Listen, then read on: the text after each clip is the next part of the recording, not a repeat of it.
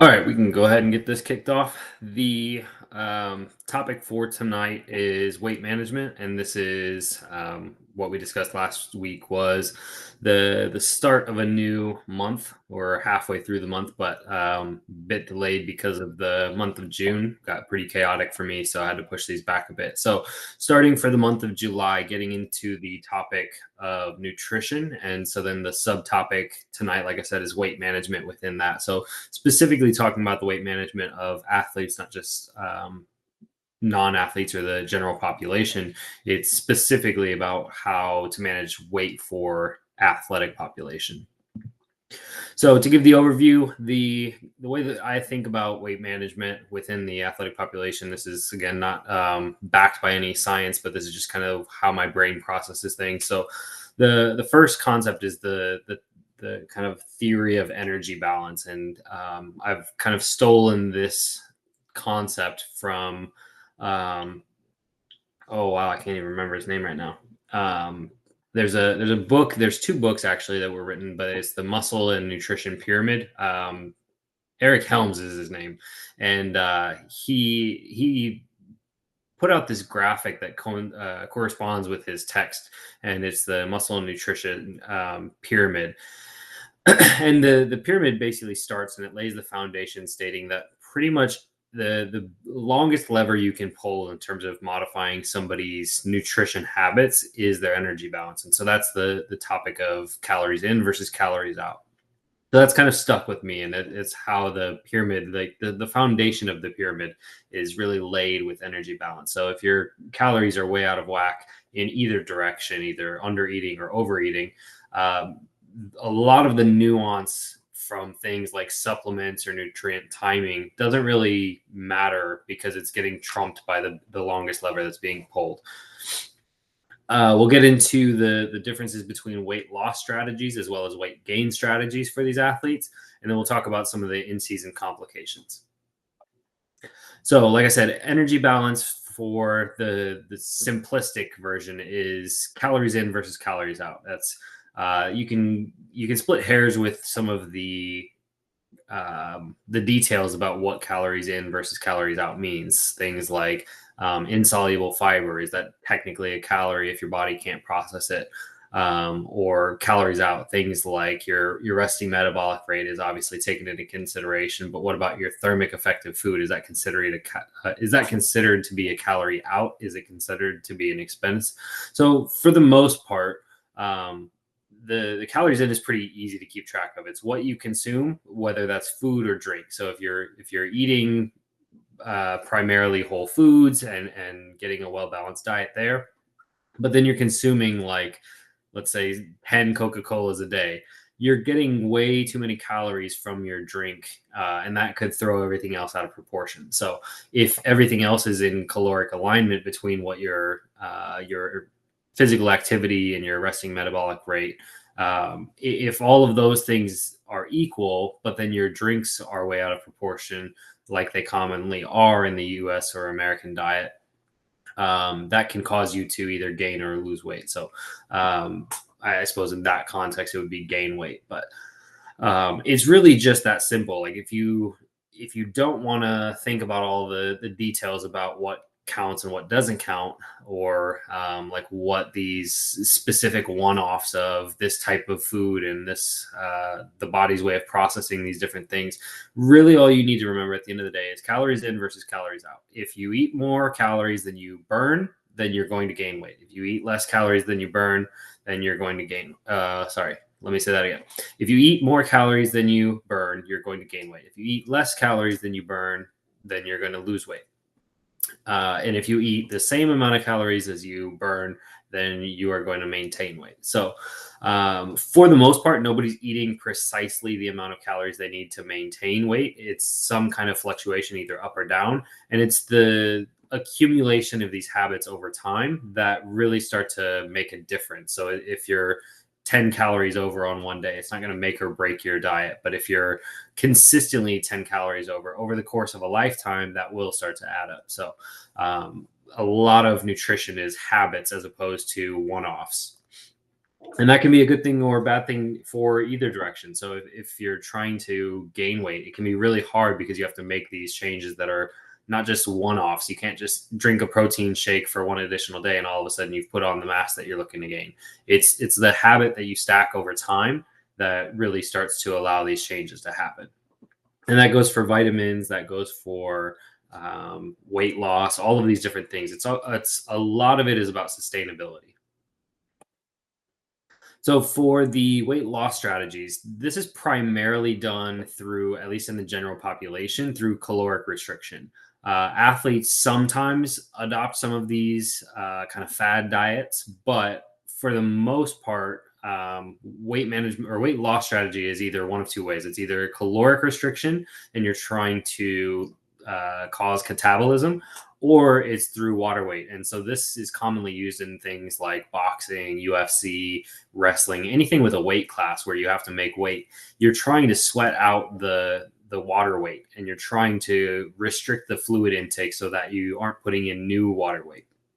And in the paper that we'll talk about later on, they gave some interesting techniques that I've seen some of them before, but there were also some new ones. So we'll talk about that in a little bit.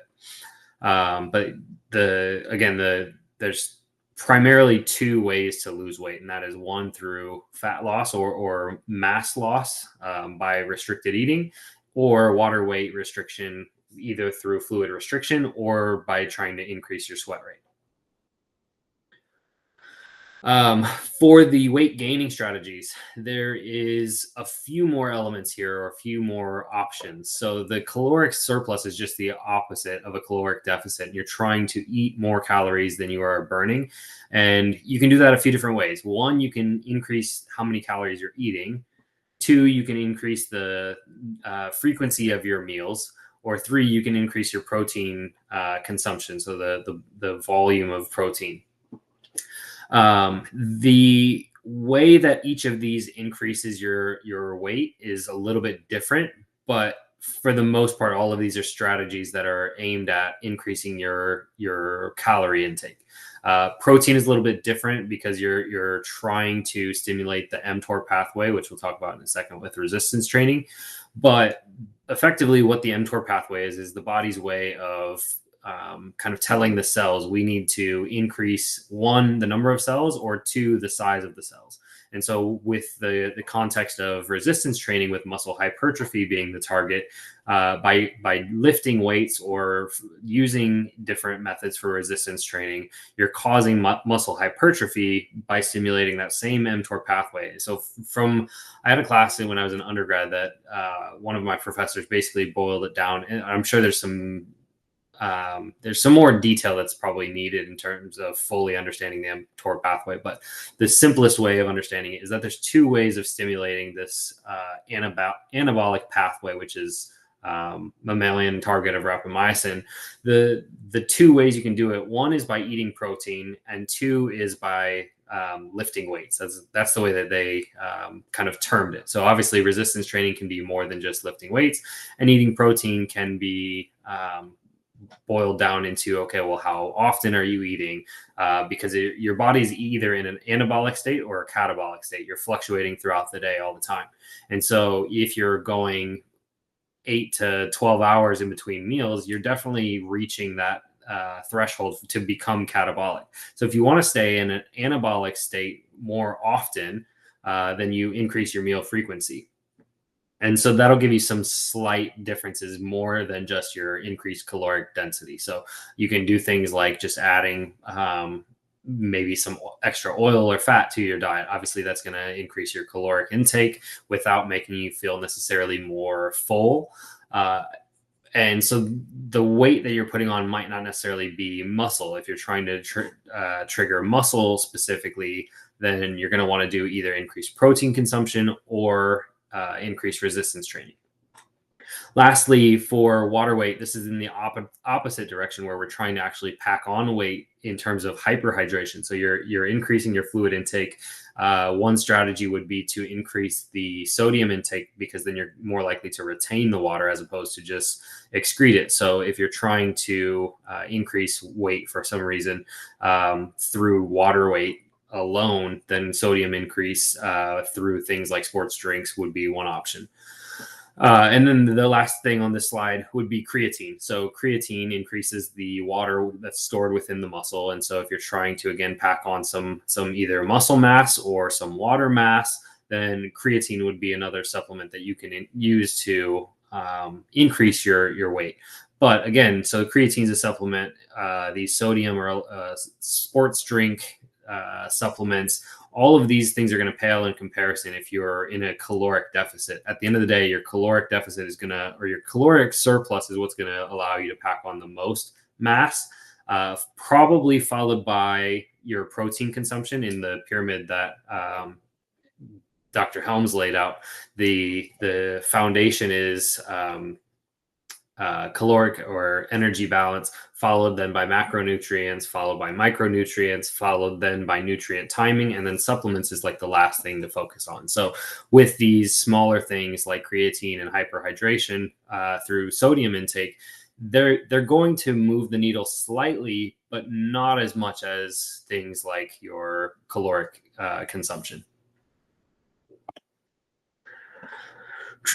So for the in-season complications, weight loss is definitely the bigger concern here. So there's the easiest way to remember it is that weight loss equals performance loss. So all kinds of different metrics have been studied throughout the last, I would say, probably 100 years.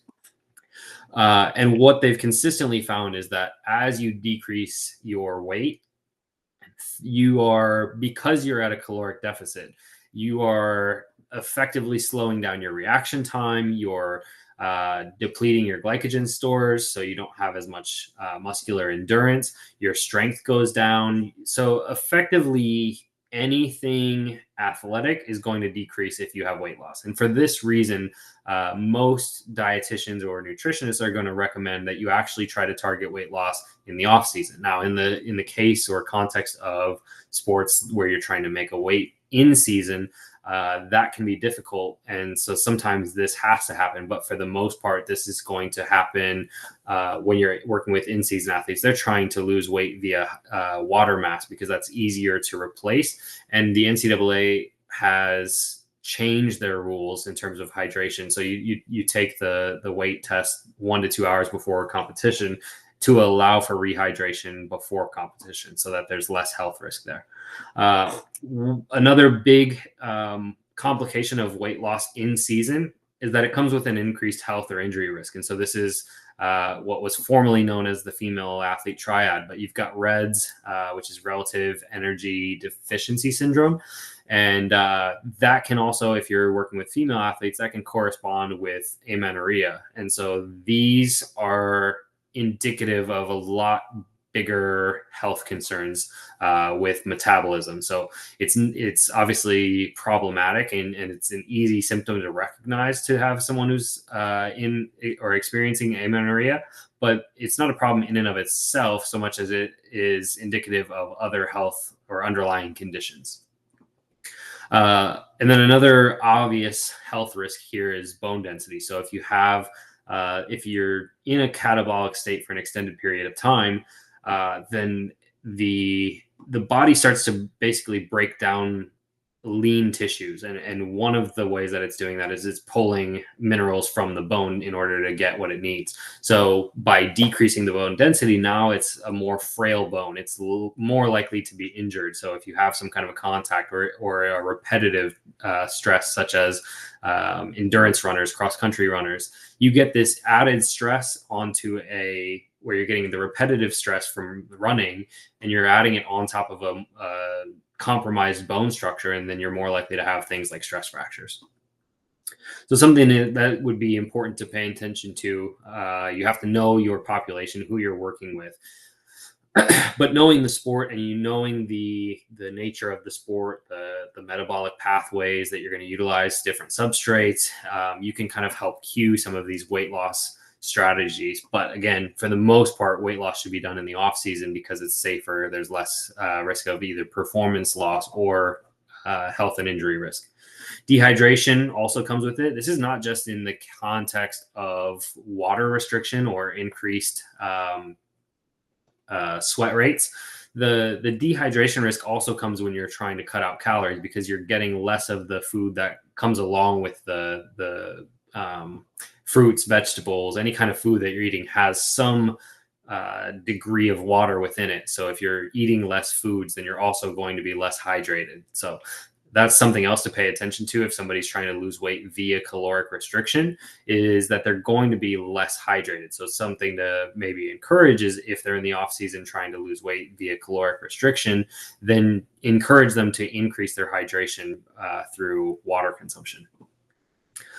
Weight gain has a few less significant complications, but they can still be important. And so this is, again, it depends on the context or the population that you're working with. So I've seen it with primarily American football players, where they're trying to bulk up and catch up to their competition. So high school freshman or a high school senior comes in and becomes a college freshman. They're probably anywhere from 50 to 100 pounds lighter than their competition. I can remember there was one wide receiver in particular that I was working with when I was at the University of Iowa, and he came in and I think he weighed 170 or 175.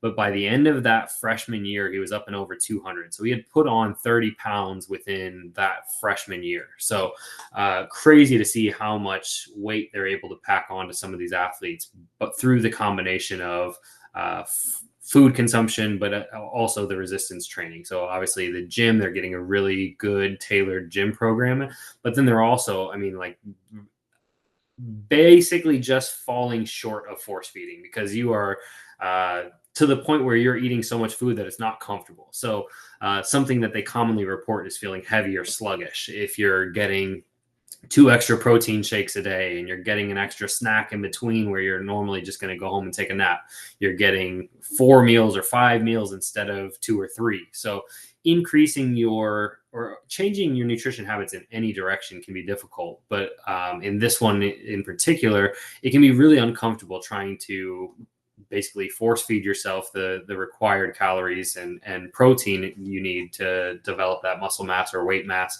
or body mass. The feeling of like constantly being bloated is something that's not necessarily a health risk, but it's when you take into consideration the larger context or perspective of the human, the athlete is going to feel suboptimal. They're gonna lose a little bit of confidence in that. Maybe they start to see some of these body composition changes where now they're not so lean as they once were. Maybe they lose sight of their abs and they're now they don't feel as athletic as they once did. So there's some psychological risk factors that go along with this to pay attention to if you're working with somebody who's trying to increase their weight or decrease their weight. And then the last piece is that as they're increasing activity in season, their physical demands go up. And so their body's just constantly burning more and more calories. And so in sports that are endurance heavy, things like soccer or cross country, your body's already burning so many calories that if you're trying to bulk on top of that or add muscle on top of that, it can be difficult to increase the amount of fuel you need to match your increased activity. So I think with soccer in particular, athletes tend to undereat, and through the course of the season, they'll probably lose a bit of muscle mass because they're not getting enough carbs in particular. For this week's literature review, there's a ton of good stuff out there on nutrition. And I think that it's only increasing. There's tons of people that are interested in nutrition. I think athletes are increasingly interested in their nutrition habits, hydration habits, things like that. For the written literature, the Gatorade Sports Science Institute has it's basically a handout is the way that they publish their blog posts, but it's a weight management for athletes, and it gives a lot of helpful tips for how to increase or decrease weight safely and effectively. So Gatorade is obviously geared toward performance. So their Sports Science Institute is looking at athletic population and maximizing performance through these different variables. Cleveland Clinic is a more general population article. It's talking about 6 do's and don'ts for athletes losing weight. So I think the full title here is Athletes and Active People or Active Individuals. I don't remember exactly, but the bullet points that they put out basically stay the same. So it was talking about things like don't lose weight when you're increasing activity, or don't try to lose weight when you're in season, save it for the off season. And so it gives a lot of helpful tips. So I would suggest at least read through the 6 bullet points or headlines if you don't want to necessarily read all of the details about it within the larger text. And then lastly, Human Kinetics has a really long article put out titled "How Can Athletes Reduce Body Fat?" And that one is just really detailed breakdown of how athletes can kind of strategize to lose their body fat specifically and adjust their body composition. For the media side, Lane Norton is one of my favorites on this topic. Anything food, nutrition, weight management. Lane Norton has some really good content out there. He's on a lot of different podcasts. He's got his own podcast. He's got his own website where he puts out blogs. He's on interviews. He's on pretty much anything you can think of. And in this one, it's him breaking down. Basically, somebody was criticizing him for oversimplifying calories in versus calories out. And so he goes then back into and responds to their criticisms and says, actually, I know more about this than you, basically. So he breaks down the specifics of why calories in and calories out is still accurate, despite some of these critiques. Brett Singer is one of my friends. I met him when I moved to Houston, and he has a ton of good nutrition information as well. And again, multiple different media sources. So he's got on his Instagram, he puts out a lot of different nutrition advice and research publications. And then he's also got different YouTube videos and podcasts that he's featured on.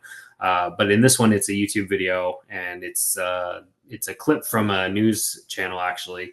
And they interviewed a person who was eating only McDonald's and attempting to lose weight by basically cutting his portion sizes.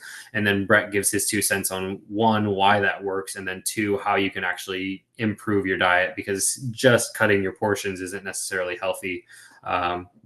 And you might be missing some more aspects of the well-balanced diet. So Brett is a really good resource for anything nutrition related. Specifically, he works with professional soccer players. So if you're interested in soccer nutrition, then Brett is definitely your guy.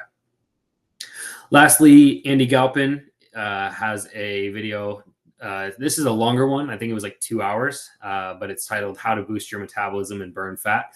He is very interested in physiology. And so this breaks down the more specific pathways for how your body basically utilizes nutrients for your metabolism, but then also in terms of strategies for burning fat. For the publication review. So this week's paper is an experimental design, and effectively what they were doing was testing throughout the course of the wrestling season. They took Division III wrestlers and they were testing them at different points throughout the season to see basically how the competitive season was influencing them physically or physiologically. And so the 4 different testing time points that they selected were preseason, or like before the season started. Then they did right before the first competition, so 3 days before it. They did 1 day before a halfway point. They took the season, divided it in 2, and then right at that halfway point, they took 1 day before that tournament, and then the 2 to 3 days after the last tournament. This was before the national tournament, but after their last regular season tournament. And so then what they tested was like I said, a myriad of things. Blood sampling, because they were interested in seeing how testosterone and cortisol, specifically resting testosterone and resting cortisol, fluctuate throughout the season. They noted that testosterone has been tracked through wrestling in terms of acute spikes, but not necessarily throughout the duration of the season. So that was something they were interested in. They took skin fold, so body composition, to see how their body comp was changing throughout the course of the season, not necessarily just their weight, but also their body composition. So are they losing fat? Are they losing muscle? What is it that they're losing as they're losing weight? Urine specific gravity, so looking at hydration metrics. And then for the performance side of things, where they were looking at the anaerobic performance, they were looking at max isometric grip strength, max vertical jump force and power, and then max anaerobic cycling power. So for their findings, the body mass, body fat percentage, and fat mass all decreased kind of in that middle season. So again, from the first meet through the middle of the season. Uh, but interestingly, from the start of the season, from preseason to the just after the end of the season, uh, they noticed that the body mass, body fat percentage, and fat mass didn't decrease. So effectively, they returned to their baseline from preseason to postseason pretty quickly. They have this dip in the middle of the season where they drop and get really lean, but then as soon as the season's over, they pack it right back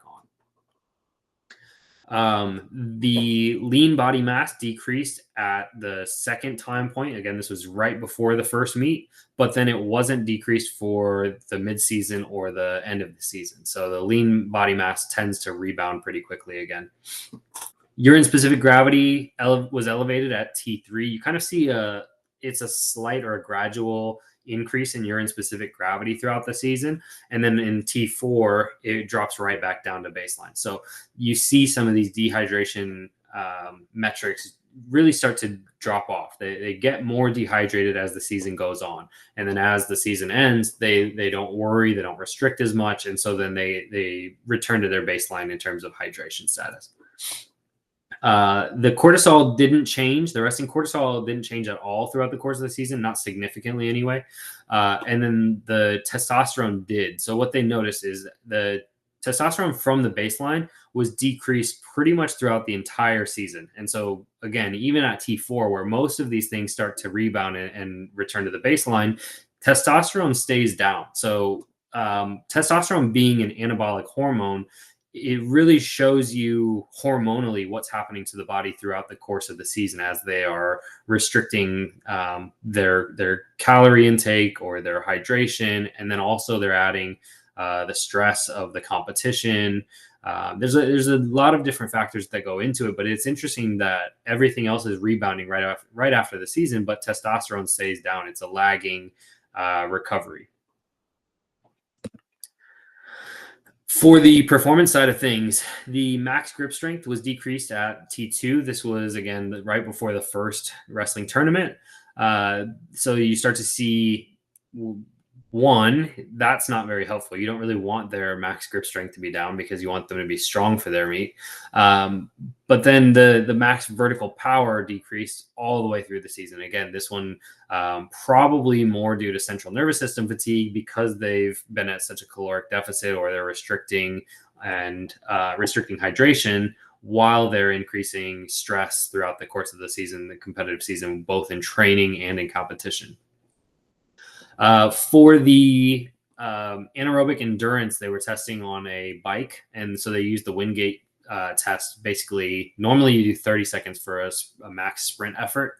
In this case, they modified it to do a minute to better replicate the demands of their sport, their wrestling sport, where they get these 2-minute bouts or 3-minute bouts of muscular endurance, where they're basically just squeezing all of their muscles the entire round. So through the Wingate test, their peak power decreased at T2 and T3. So mid-season, they see peak power drops off.